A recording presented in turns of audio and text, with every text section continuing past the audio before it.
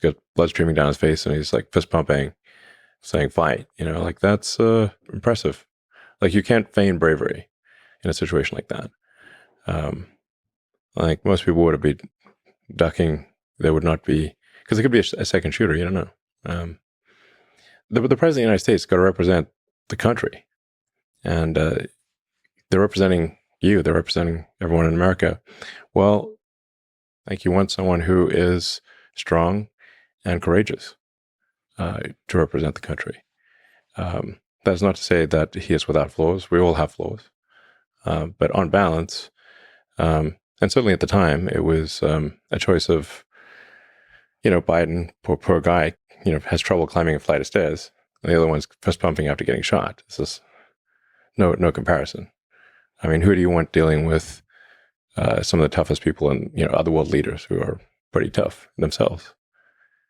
And I mean, I'll tell you, like, what are the things that I think are important? I think we want a secure border. We don't have a secure border. We want safe and clean cities. I think we want to reduce the amount of spending that we're, at least slow down the spending. Because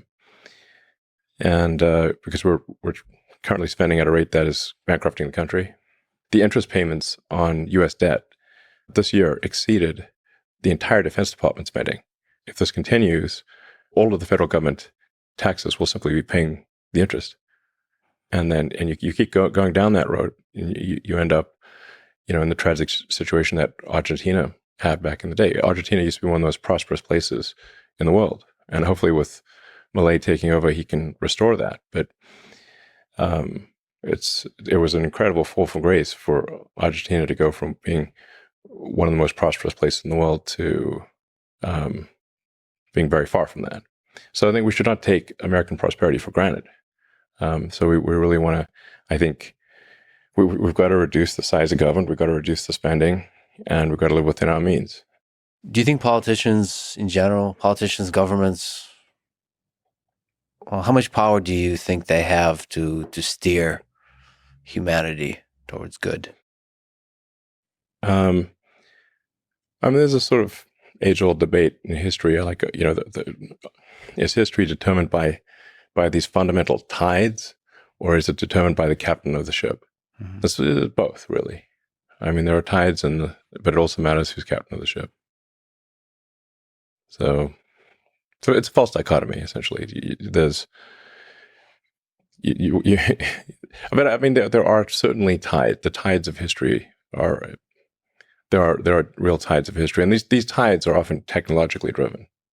If you say like the Gutenberg press, the widespread availability of books as a result of a printing press, that was a massive tide of history, independent of any ruler. But I think in stormy times, you want the best possible captain of the ship. Well, first of all, thank you for recommending Will and Ariel Durant's work. I've read the short one for now. Oh, the lessons of history. Lessons of history. Yeah. And so one of the lessons, one of the things they highlight is the importance of technology, technological innovation, and which is funny because they wrote so long ago, but they were noticing that the rate of technological innovation was speeding up. Yeah, I would love really to see what they think about now. But yeah, so to me, the question is how much government, how much politicians get in the way of technological innovation and building versus like help it, and which politicians, which kind of policies help technological innovation. Because that seems to be, if you look at human history, that's an important component of empires rising and succeeding. Yeah.